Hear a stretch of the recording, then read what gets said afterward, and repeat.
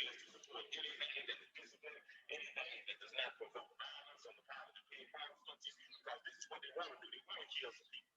And these leaders are nothing but leaders with a pessimistic tendency. They believe into silence. We think that that's sometimes we be surprised. That's really just one of the ways. Let me ask you, why haven't you?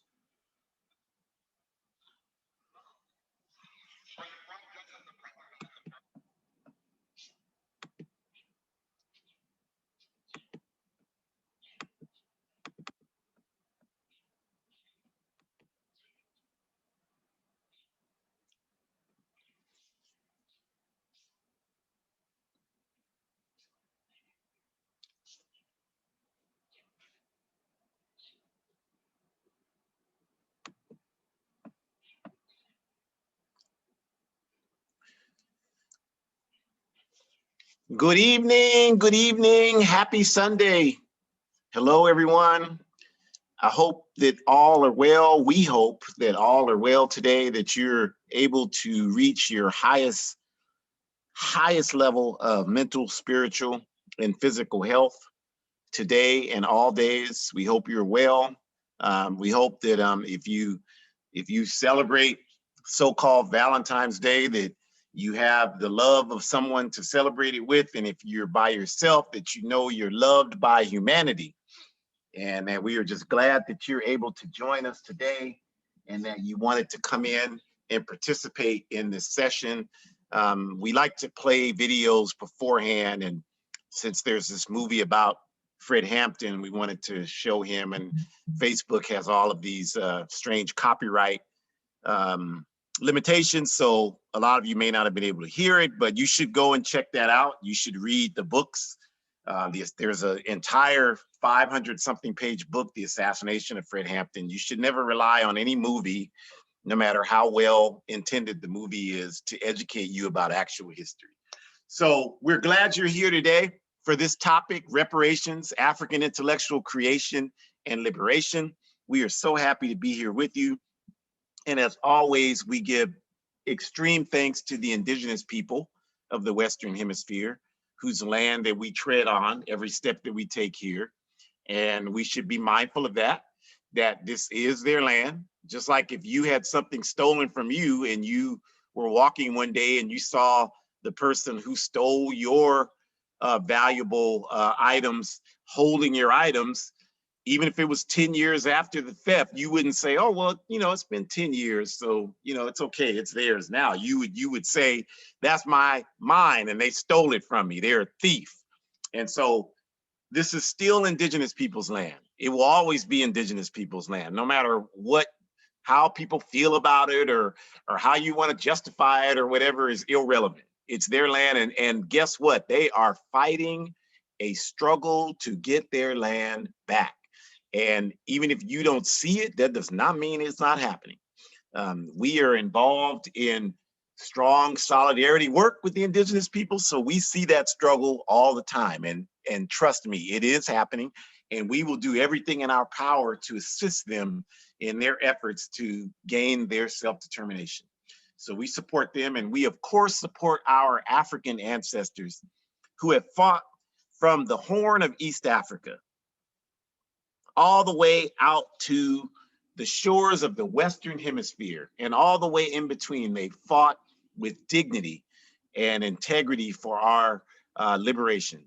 And they are the reason, if you're still here and you're African, then that's why you're here, is because your ancestors fought for you to be here. So we honor and respect them, each and every one of them, for their efforts. And we appreciate the fact that they've allowed us to carry on our tradition of dignity. And we're glad that you're here today. This is a very important topic. It's kind of round two from last week, but what we're going to do is talk more in depth today about this question of reparations. It's a really popular question today. We believe that the question has been taken significantly out of context for what it should be. And so we want to talk about it in that framework and link it to the greater struggle for African liberation, which, maybe people are not really aware of, okay? And I don't really know, if you're not engaged in it, you're not gonna be aware of it because it's not something you're gonna learn about on MSNBC or CNN or CIA network. So, you know, this is why we are glad that you're here so that we can talk about it. So we'll do introductions and get started and get going. First, again, my name is Ajamu, longtime organizer for the All African People's Revolutionary Party on 3 continents. I've been fortunate to do a lot of work for the party throughout Africa, throughout Europe, the Caribbean, and will continue to do this work for as long as I am physically walking this earth or crawling this earth. I'll continue to do the work. And along with me is my amazing daughter, Shakura, who grew up in the All African People's Revolutionary Party's Young Pioneer Institute. And so, you know, if you're wondering, what does that mean when you say that? Well, what it means is that from the day she could speak, she has been raised with values of dignity around being an African. She was never under the confusion that she was an American. She's an African in America. And she's understood that from the time she could talk. She's understood that everything that she has is a reflection of the struggle of those who came before her.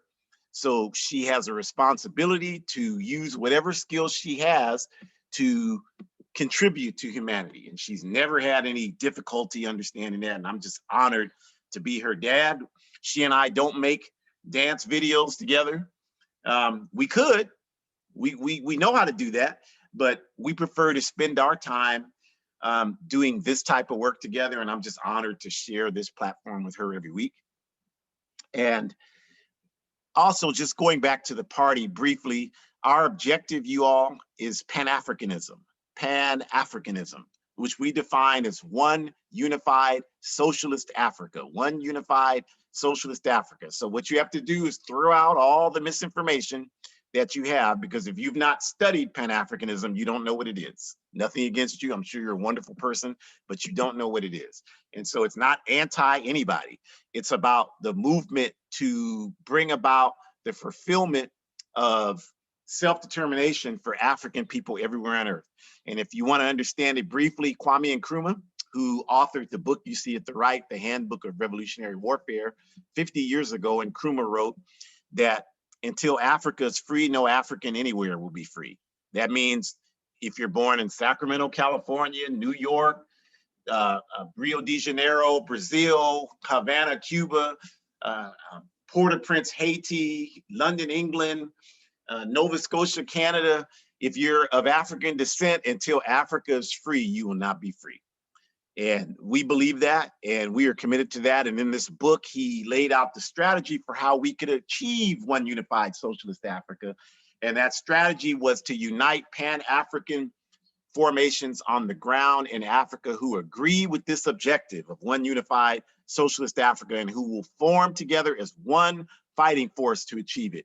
And so you see there before you under the book, logos of various Pan-African formations in Africa that we work on the ground with. And all the time that I've spent in Africa has been working with these organizations, the Pan-Africanist Congress of Azania.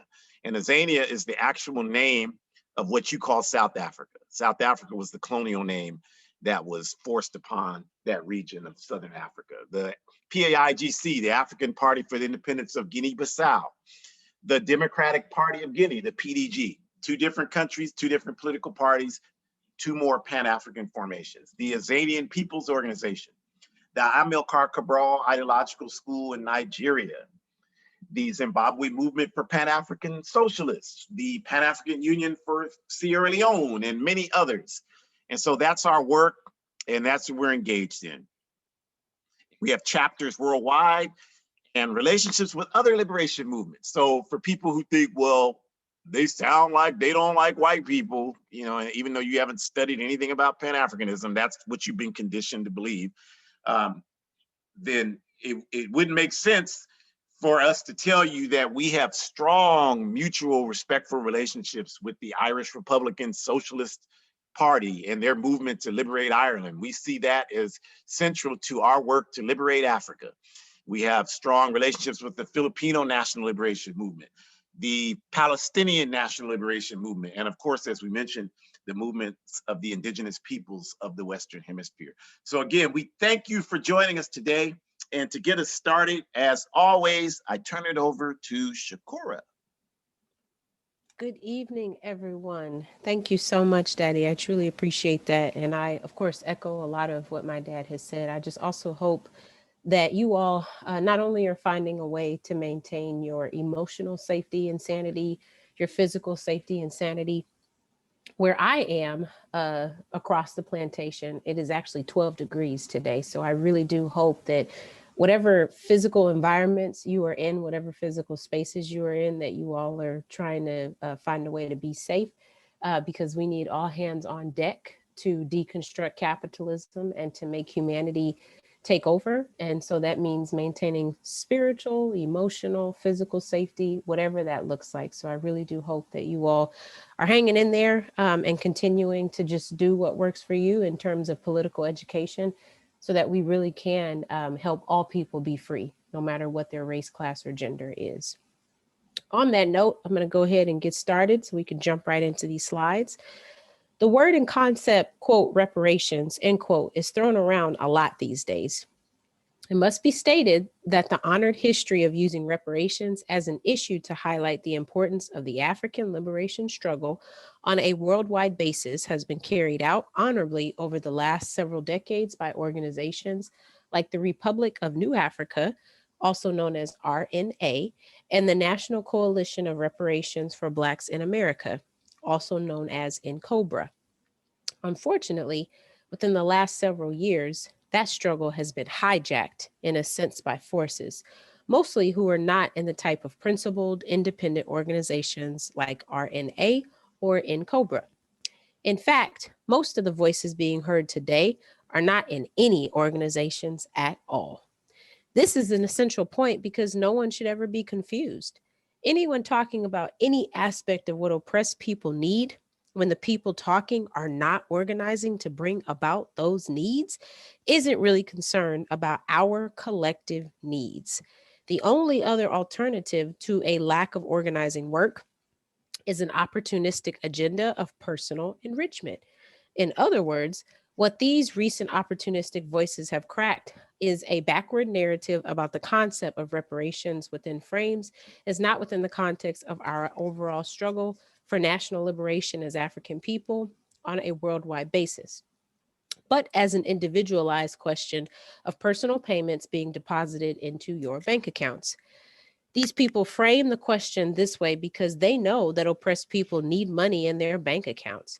So they know that many people will accept this narrative without much investigation. Meanwhile, the framers of this opportunism, working hand in hand with the white supremacist anti-immigrant forces who guide and direct their efforts, pursue this approach as a means of securing their own financial futures. For the rest of us, we are left with a corrupt analysis which suggests that 528 years of some of the most institutional and brutal treatment human beings have encountered in human history can be quietly swept away by a single bank deposit. No matter what type of deposit we are talking about, any venture down this disrespectful to our wonderful ancestors pathway is nothing except the selling out of our people and our amazing history of resistance to oppression. Next slide, please. So, what do we mean exactly when we say a principled approach to reparations, which centers our African liberation movement and not just individualized opportunism? We mean a struggle that isn't centering money, but justice.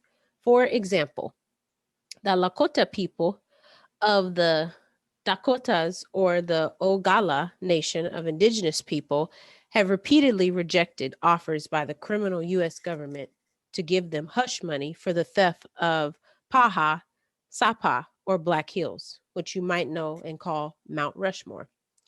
The reason they consistently reject the money is because they understand money can never heal the wounds of their historic suffering. They know that this suffering is never for sale and that justice is the only healing for that suffering, and justice is the return of the lands, the Dakotas, all of it that was stolen from them. These Africans within the US who are okay with putting a price tag on our suffering need to pay close attention to the principal ways in which the indigenous people are carrying out their struggle. Our indigenous cousins are connected to their history and land, and this is why they suffer no major confusion around this question.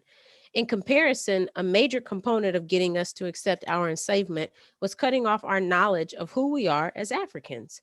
Our enemies knew that they could convince us that we were Americans. They would not have to worry about fighting for liberation against them.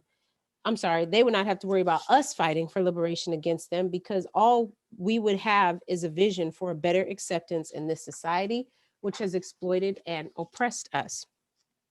There could be no other response because we are generally unaware of anything else besides the US capitalist system. Our enemies know that once we connect our suffering to the brutalization of Africa, then we would now come to understand, like the indigenous people, that our struggle connecting us to our natural land base, Africa, and therefore redeeming Africa.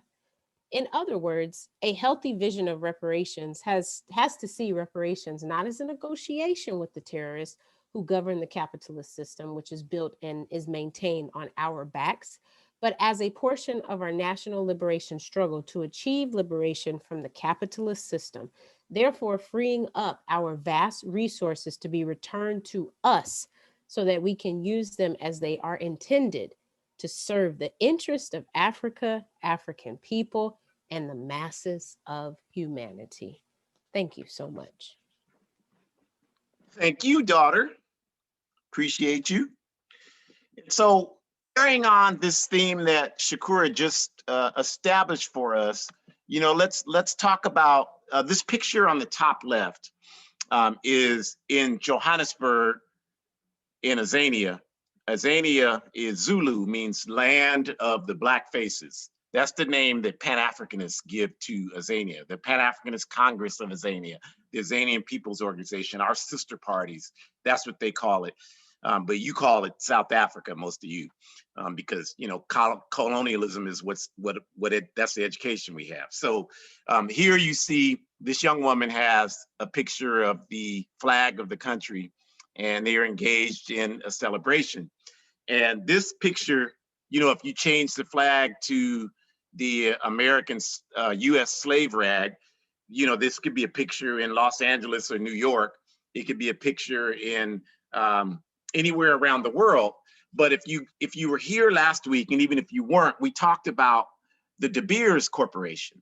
And we talked about how the De Beers Diamond Corporation was established in over 100 years ago by Cecil Rhodes, and that this company is one of the largest companies in the world, and that Nicky Oppenheimer, the European who heads the company and has for a number of years now, is one of the richest people in Africa, and that they maintain this domination of African diamonds, as you see Africans mining for them in the picture below, primarily through the network they have with Zionist Israel, and the fact that Zionist Israel produces almost 40% of the processed diamonds in the world today. So in other words, the diamond industry is based strictly on the exploitation of Africans and Palestinian people. No question about that. Nobody can argue against that statement. And so if you have diamonds, the chances are overwhelming that they are the result of the direct exploitation of African people and Palestinian people. And so we're not saying that to embarrass you. You should have already been embarrassed about that before we even said it. But what we are saying it for is to make the point that this is the reason today why Africa and Africans are so poor, and why Europe and Europeans hold the wealth in the world, is because of this model and this system that has been established for the diamond industry. And we can tell you the same story about pretty much every industry that you can think of, that's based on African resources. Okay, so, for the last 150 years, since the so-called industrialization, which was fueled by the mechanization of production, right, which was fueled by the transatlantic slave trade, this has been the reality. So let's give some examples of that. So now, just for a second, imagine, we're going to talk about Pan-Africanism for a minute, because you know, it's not something that's talked about in this society. And, you know, most of you, the way we're conditioned, the backward way we're conditioned in this society, the minute we say Pan-Africanism, you think that we're against Europeans or something, you know, something backward like that. So we'll talk about Pan-Africanism for a second. And so just imagine a national liberation struggle for Pan-Africanism, you know, where we are able to seize control of all of the production for things like the diamond industry that we just talked about. Just imagine that. Like, Africans control this now. And we control it under, we told you our objective, one unified socialist Africa. So unlike the current model, we're not controlling it to make profits for individuals, which is the capitalist way. We're controlling it to use the diamond wealth to solve the problems we have as a people and to solve the problems people have in the world. So just imagine that. Just, I know you don't believe it'll happen, a lot of you, but just for the sake of argument, just imagine that that's the reality we're working with. All right, for this less than an hour here. Then you can go back to your capitalist dominated thinking, okay? But just imagine that. So if you think about it like that, where Africans are controlling the production, think about it like this. So if you look at the profit and loss statement from De Beers Diamonds from 2011, each year through 2019, they cleared almost $50 billion in revenue, actually profits, not revenues. Revenues are the money you bring in before expenses. So after expenses, they cleared 50 billion in profits in that period of time. That, what is that, 8-year period of time? That's what they pulled in based on exploiting African diamonds, as you see depicted in the picture below. And then in 2019 alone, De Beers made $7 billion in profits from the African diamond industry. Now, if you look at, like, just take Sierra Leone, which is a West African country that is also exploited for diamonds, right? Y'all saw the what's his name, the movie Blood Diamond with Jaimin Hinchu and Leonardo DiCaprio. That was supposed to depict Sierra Leone. So if you look at Sierra Leone, they have a gross national product. Or in other words, these are the assets that are produced from Sierra Leone on an annual basis. Their gross national product is around $7 billion. So the entire country of Sierra Leone, which produces diamonds, has a gross national product that is not any more than what De Beers Diamonds made in the year of 2019. Just that one company. And also, by comparison, you know, people talk a lot about how much consumer money Africans in the US have. Like, there are 50, 60 million Africans in the US. I know that the census says there's 30 million, but if you work with the people like we do, you know much better how to calculate where we are. All you have to do is look at the formula of where we are. We live primarily in the southern US, and in the north and in the west, we live in the urban areas. And so if you know the populations of those areas and you know the dichotomy of populations, you can easily calculate how many of us there are in this country. So we know that if the census says 30 million, and a lot of our people don't fill that out for a lot of reasons, then we know there's 60 million. So if there's 60 million Africans in the US, and we have an estimated annual income, according to the IRS annual income report, of $300 million for 2019. Compare that to, you'd have to take the collective African income 20 times over to compare to what De Beers Diamonds pulled out of Africa just in 2019. So that just, the whole point of that whole exercise is just to give you an idea how much money is in Africa, because you know, we've been trained to think, well, there's no money there, there's nothing but starvation and war. Like, why are you people trying to connect to Africa? I want to connect to the US. This is where all the good stuff is. This is where I can get a Tesla. This is where I can get a big house. This is where I get, yeah, but all of that is stolen. That's our point to you all. All that's here is stolen from our homeland, and the wealth is stolen from Africa. So yeah, you've been conditioned to think that, yeah, I want to relate to a winner, and the winner is the US, but you're relating to a thief. And so what we want to do is reclaim what was stolen from us. And when we do that, then we want to see how much you want to connect with the thief. When the thief doesn't have all that, that makes them so attractive today.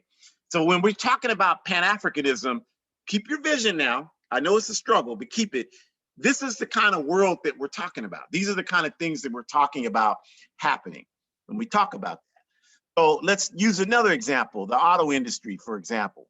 You know, last week we discussed Elijah McCoy and his oil drip invention that really saved the auto industry, right? Because it made it so that vehicles could lubricate themselves and could continue to run, could run continuously rather, instead of only running for 10 minutes and then having to cool down for hours before they could run again. So this was undoubtedly the major innovation that expanded the auto industry. So we talked about that last week, because every moving vehicle uses it. If it has an engine that heats up, it uses Elijah McCoy's thing. And you know, there's dispute about that. I don't know if it's true or not, but you know, the ancestors used to say the term, the real McCoy. That's the real McCoy that came from Elijah McCoy. I don't know if that's true or not. I'm not saying that, but it would make sense that it was, because a lot of the early economic foundation of this capitalist system was built on this automobile industry. And again, that would not have been were it not for this African's invention. But we want to just point that out, say, imagine that device, that oil drip invention of Elijah McCoy's, combined with the auto manufacturing industry. And again, we're talking about an industry that's owned and controlled by the African masses, because everything you see that assembles, I don't care where you might have bought your car at an auto dealership in the US or Canada, but everything that's in that car, I don't care if you call it a German car or a European car from another country, or an American car, a Japanese car, but everything that went into the car comes from Africa.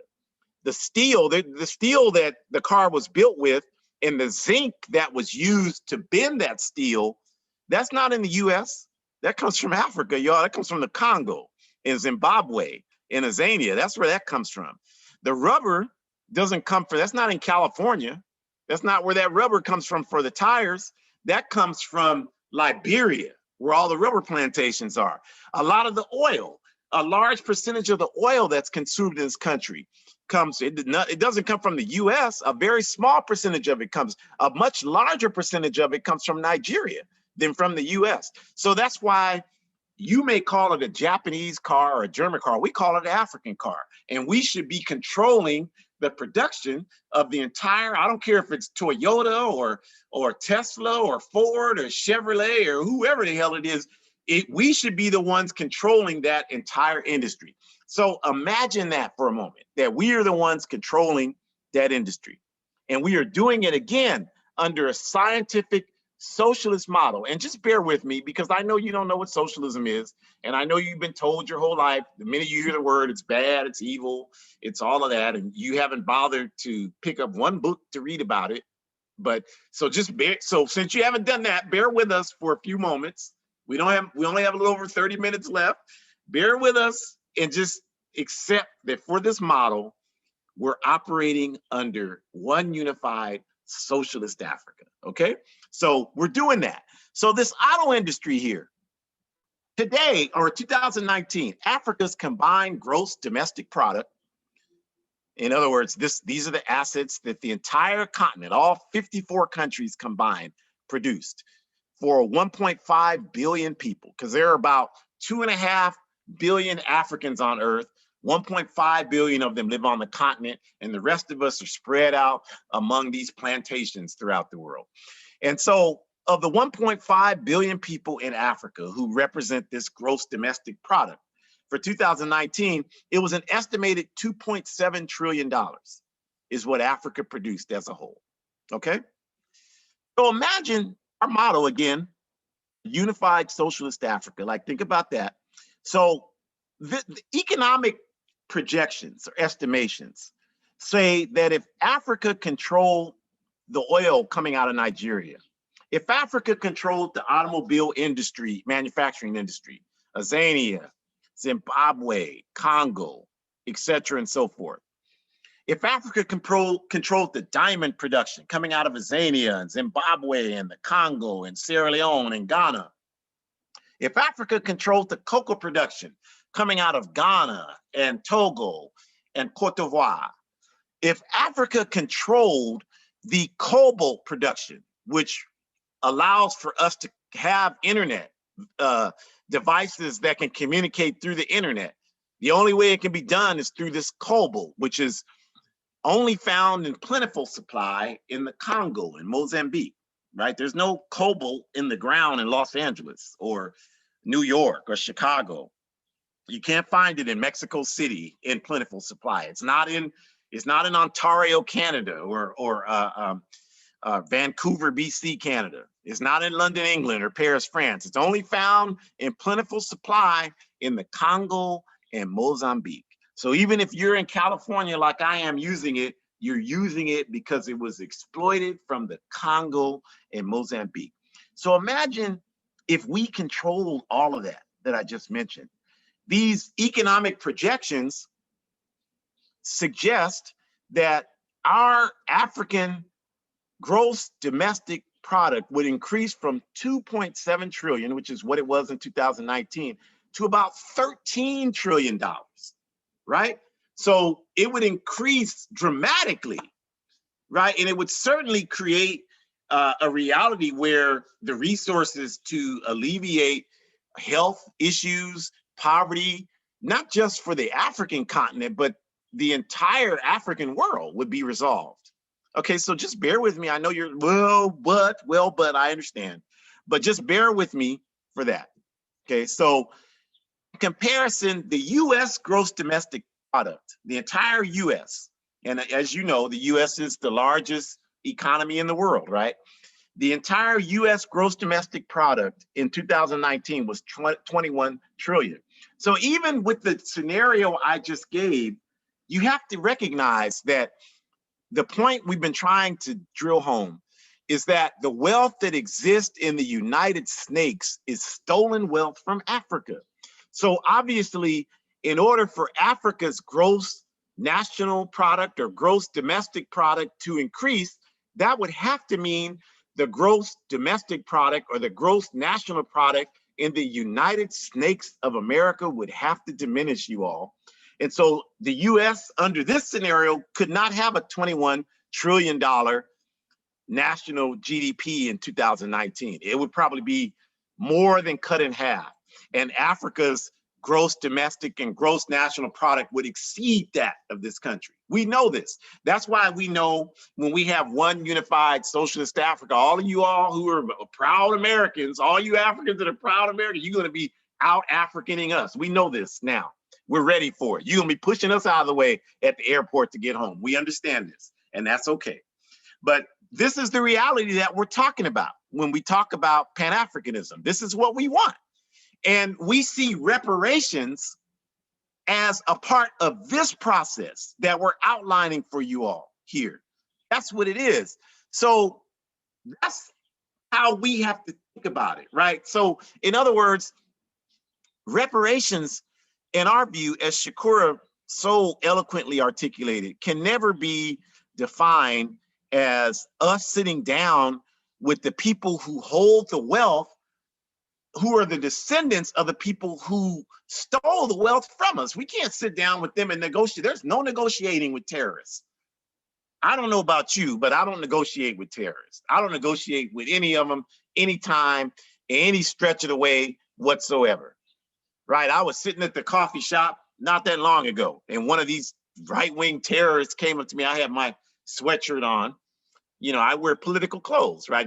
I've done that. Shakura's on here. She can tell you if I'm lying. I've done that for 40 years. That's how I dress. I wear political messages pretty much every day, even to work. Ask my coworkers. That's how I dress. And I've done that for 40 years because that's who I am. And so this person, I had a sweatshirt that said, "Stop using the N-word." And if I have to explain that, why I would wear that, then I don't even know what else to tell you. But that's what I had on. And so this person, this person came up to me, and they were like, "Why do you wear stuff like that?" And I'm making the point that I don't negotiate with these terrorists. And I just looked at him like, what are you talking about? Like, what is your problem?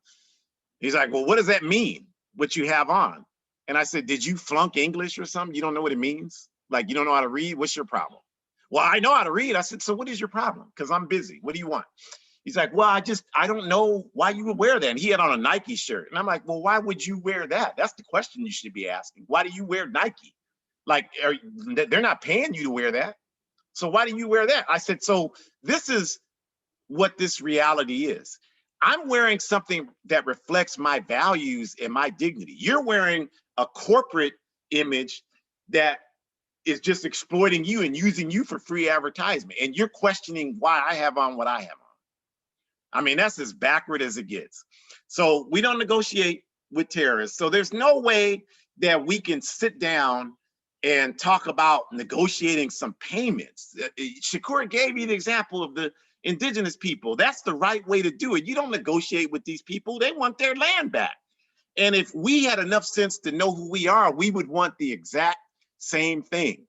So when we talk about reparations, what we're talking about is a process where we have what we just described to you, control of our African resources. And when we regain control of that, that, you all, is the reparations that we want. That's based on centering the rebuilding of Africa.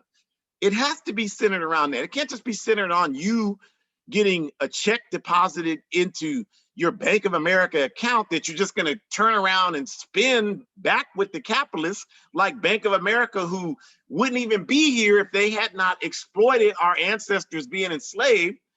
And all you're talking about doing is spending this money that they're going to give you back with them, and saying that once you do that, then they can say, well, you can't talk about your oppression anymore because we paid you.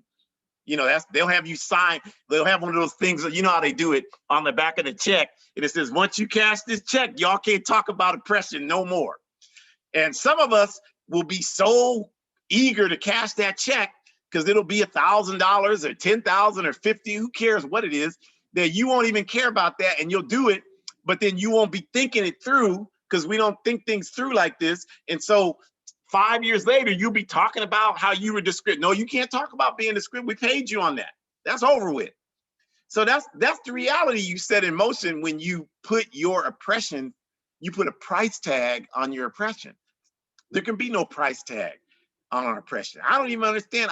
I've walked through the slave dungeons, you all. I've walked through the slave dungeons multiple times in Ghana and Senegal. There is no way. I've walked through the slave plantations in the southern United States and in the Caribbean, in Cuba and in Jamaica. I've walked through all of those places, and Shakura has too. And so we know from that traumatic experience that there is no price tag that can go on that suffering. And anybody that suggests that is a traitor to our people. There's just no other way to put it. So any discussion about reparations that's serious and respectful of our legacy has to be rooted in centering Africa, because that's where the problem started. It didn't start in Mississippi. Mississippi was where the boat just dropped you off. And it dropped off your sisters and brothers in Puerto Rico. So they're still there and you're still here. And we don't even have sense enough to realize that we're all one family. We can't define ourselves based on Europeans. They came over here voluntarily as families. We were kidnapped and separated from each other. So they can say, well, I'm British and that's it. We can't say that, because our families are all over the world, you all. That's not me making up something. That's a fact. I just found out that my paternal grandfather was born and raised in Jamaica. I didn't even know this until 3 weeks ago, because we don't know our history. It's been shielded from us. So what kind of fool would I be talking about? Well, them Jamaicans, I don't know about them. That's me. We're all Africans. So I'm saying that we have to understand the problem didn't start here. The only thing that's happened with that is our enemies have worked overtime to convince us that all we have to be concerned about is to the end of our noses. And so if that means we're in Sacramento, California, that's all we need to be concerned about. Or the US, that's all we need to be concerned about. We need to be concerned about anything else. And as long as they keep us in that limited psychology and thought process, y'all, we'll never be free. We'll never be free. We'll constantly be trying to validate ourselves and prove that we belong with them in this system. Prove that we can function in this system. We shouldn't be trying to prove we can function in this. We should be trying to tear this system apart. And so reparations has to be centered in Africa, and it has to be centered around rebuilding Africa, because that's where the damage was done. And in doing that, we rebuild ourselves. But that doesn't come from us sitting around negotiating payments with the terrorists, our enemies. That comes from us seizing what they stole from us, because that's the only way we're ever going to get what we need, because they have spent hundreds of years murdering millions of people, millions of Africans, millions of indigenous people, and any Europeans that dared stand with us, they murder them too. So there's no way they're going to commit that level of institutionalized terrorism and just one day say, okay, you know what, that's probably not fair that we built this empire like that. So what we're going to do is we're going to share the empire with you. I mean, you got to be out of your mind if you believe that. The only way we're ever going to get back what was stolen from us is by us organizing and reclaiming it to do the things that we've been talking about in the last 40 minutes. That's what reparations in a healthy sense looks like.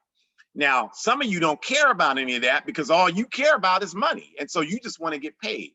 And if that's how you feel, like, then we're not even really talking to you. I don't even know why you're here, because we're talking to people who care about justice and who want what's right for humanity. We're not talking about people who will sell their soul to the highest bidder. That's not what this is about. So that's what we mean when we say reparations and reclaiming our African intellectual creation for the liberation of our people. That's what the title is about. So how do we do that? How do we get liberation? How does real liberation happen? How do we get one unified socialist Africa? How do we achieve victory? So the one thing we have to do is completely abandon this dysfunctional belief that so many of us have, that the only logical, the only possible route we can pursue is the easiest route. Well, all we have to do is vote in the Democratic Party. That's all we can do. And I'm not, please don't, well, he said don't vote. So I ain't never going to that workshop again. He did not say that. If that's what you want to do, then do that. You're going to do it anyway. But you should at least be thinking about how we can build power to hold these people accountable. You don't even have the ability to call this Biden individual and talk to them and demand what you want. You don't even know how to do that. You don't even know how you can hold them accountable to you now. You did all that work to put them in there. And if they change tomorrow, they're already changing, because they do it every time. They play us like the same card game every time, like the 3-card Molly card game, and we fall for it every time. So now they're already backtracking on everything, right?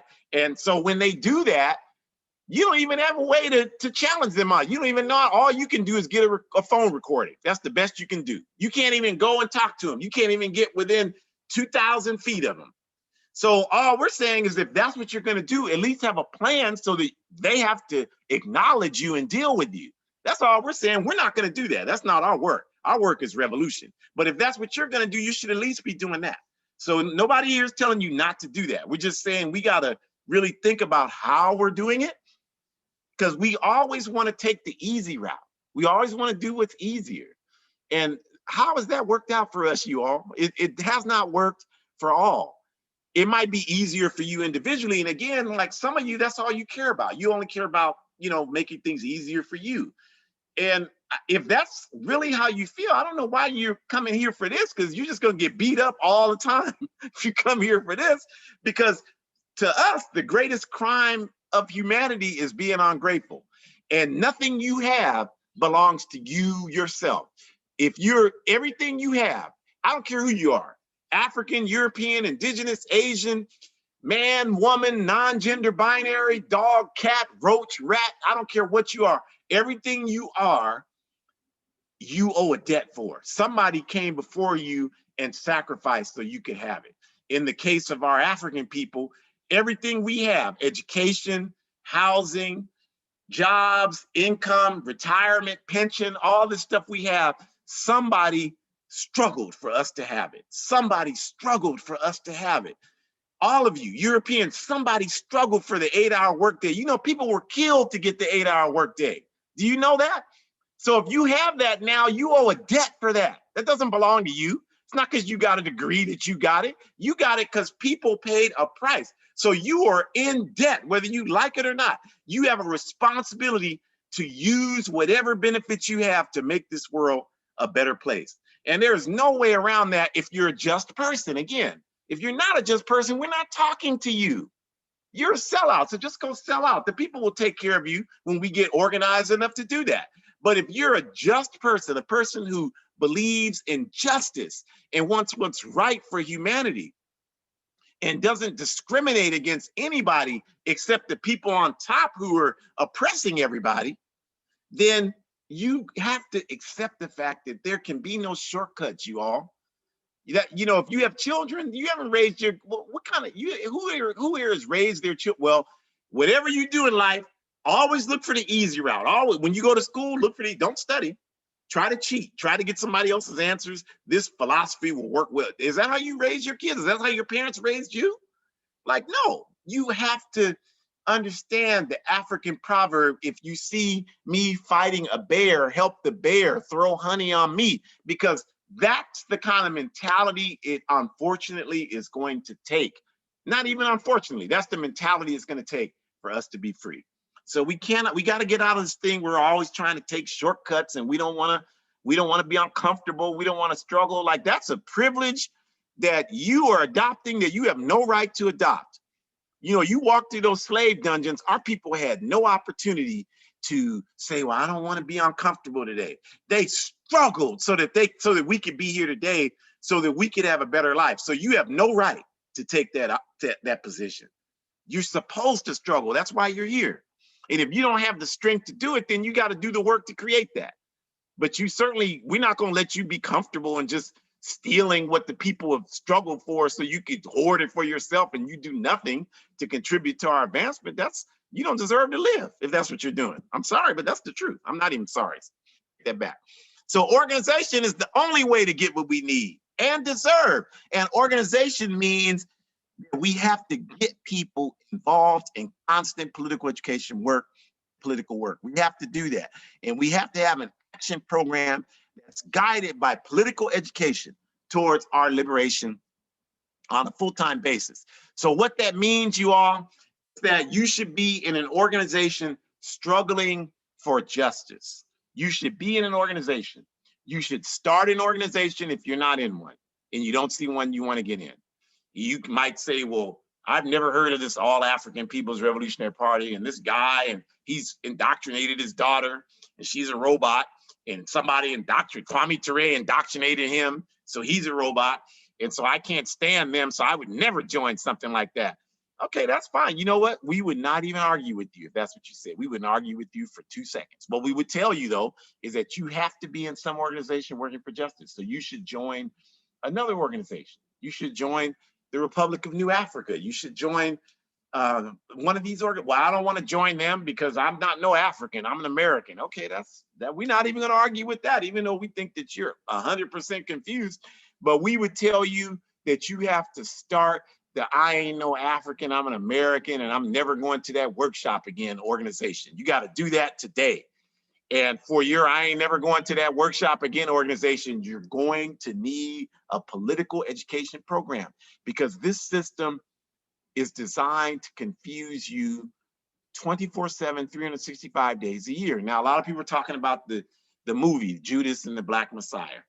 You know, if we had one fraction of the interest in the actual work the Black Panthers did as we do in a movie about their work, we would be free right now. But we don't. You know, all we want to do is we love to watch these movies and we don't want to read anything comprehensive. We just want to watch something and be entertained. So that's where we're at. So everybody's talking about this movie. And I saw the movie, I wrote a review on it.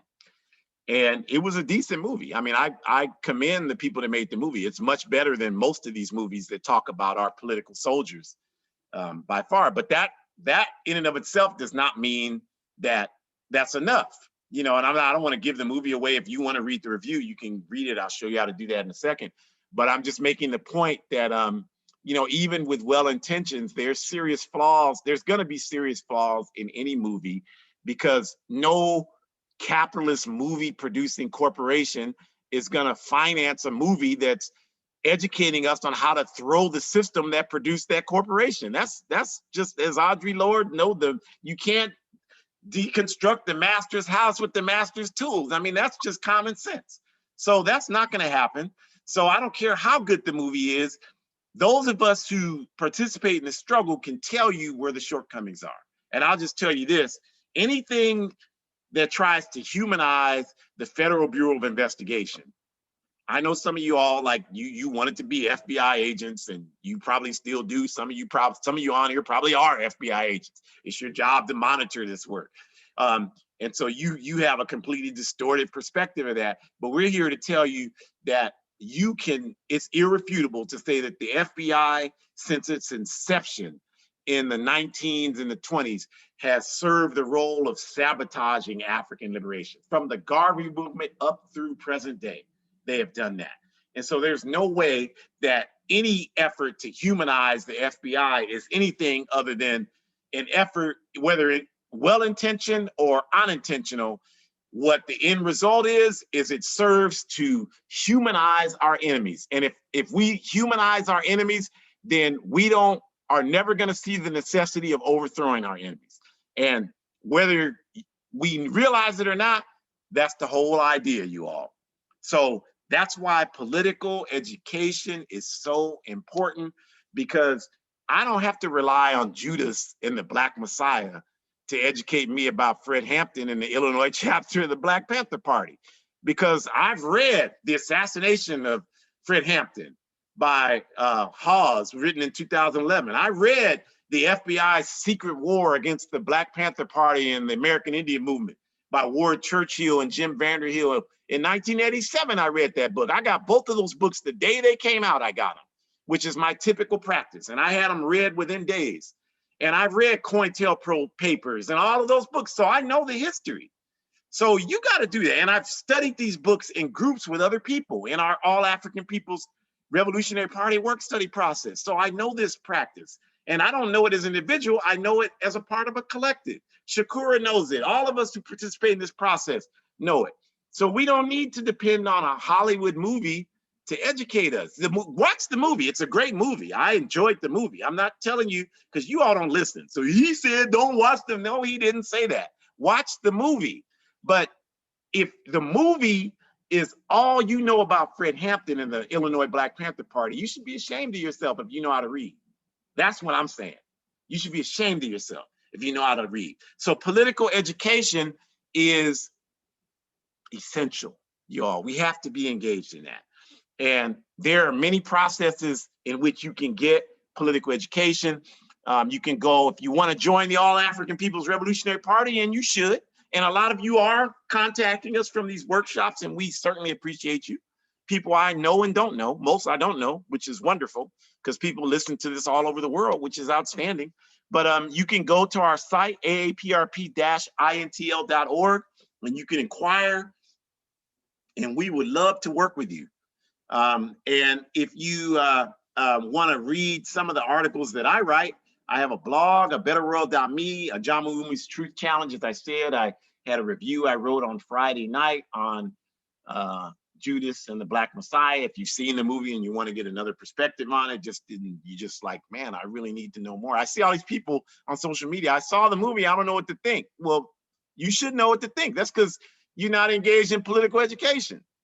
I'm not saying that. I saw the movie. I knew exactly what to think. So get some political education so you can know what to think. That's the whole point of that. It's not going to drop from the sky, y'all. It's not going to come from a movie. Like we got to get away from always trying to do the easiest thing. It's not going to be easy if we really want justice for humanity. So go to those sites, hoodcommunist.org. I'm one of the humble editors for that wonderful site. Write for it, as well as my comrades there from various other wonderful organizations, APRP, Black Hammer, Black Alliance for Peace, Ujima People's Party, please come on in. We have submissions from everybody. We have a wonderful series going on for this month and trying to, you know, understand this whole thing about February. Well, that's a whole discussion, but we'll be talking about that in 2 weeks. But anyway, you should go there. You should support these independent, revolutionary, Pan-African voices. And then we want to invite you next week is February 21st, the 56th commemoration of the assassination of Malcolm X. And we're going to talk about the manipulations behind the assassination of Malcolm X. So this is not going to be a session where we're trying to attack Minister Farrakhan or protect Minister Farrakhan and or the Nation of Islam. That's not what that session is going to be about. What it's going to be about is educating about the work that Malcolm X was engaged in those last 11 months of his life that I'm sure 95% of you have no idea about. And that work, in our view, is the reason why he was assassinated. And that's what we're going to be talking about. When we say manipulation, we're talking about they want to distract you, that ridiculous documentary. I saw it because we do our research. Who killed Malcolm X? They didn't mention anything about what I just said. The Spike Lee movie didn't mention anything about what I just said. And you rely on those things. You haven't read anything of Malcolm's words or any of that. Most of you haven't. That's just an objective fact. So come next week and hopefully you can be inspired to do that, because we have to do that. We have to study primary sources. And then lastly, I just want to talk for a minute. This morning, I was able to successfully go live and drop my 5th book that I've written. It's entitled, there on the right, you can see it, A Guide for Organizing Defense Against White Supremacist, Patriarchal, and Fascist Violence. And so it's a 69-page manifesto, you all, that goes through the steps you take to organize neighborhoods to be able to defend themselves, because most of us aren't comfortable calling the police. We know the police are the enemies of humanity, so we're not calling the police. So what's the alternative? Well, that's what this is a manual manifesto that talks about how we organize around those things based on the experiences of many people who have done this work, including us.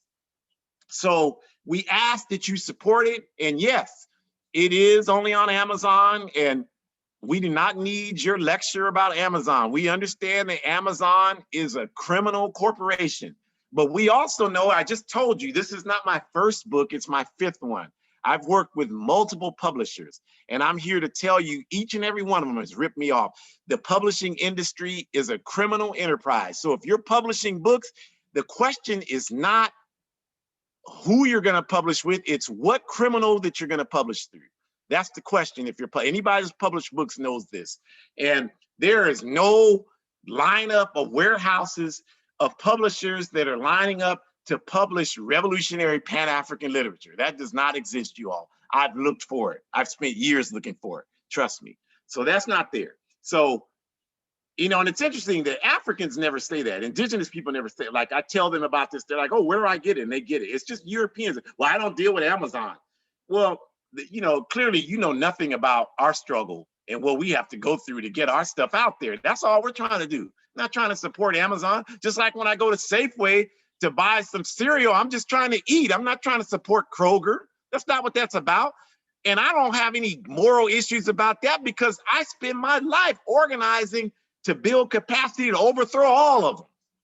So the reason why you feel guilty is probably because you're not doing anything. So you should support this effort because it's a genuinely positive effort about how we can get organized around these things. And also, you all, we have a wonderful comrade in the All African People's Revolutionary Party that suffered a horrendous accident Friday night. And that person is going to have a long road back to recovery.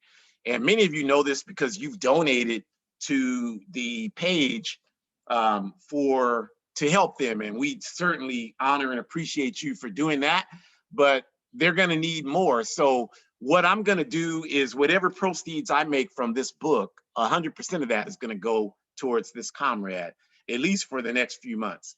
And that's nothing new, because we don't do this work for money. That's not why we're here, to get paid. If that was the case, this is a horrible way to try to achieve that objective. We're not ADOs. We're not opportunists who try to pimp our people's struggle to get paid.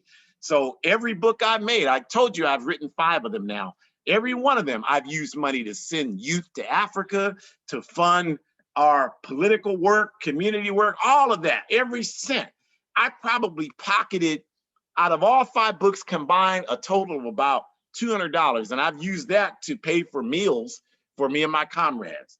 That's about it. So it has nothing to do with that. If you support this, you're just supporting our work. And you should go to our site, APRP, or my site at betterworld.me, and you should make a donation anyway, on top of buying a book, because we need support. It's the only way we're going to get it. And we're doing good work. We're not taking, as Nkrumah said, we're not taking a needle and thread from the people.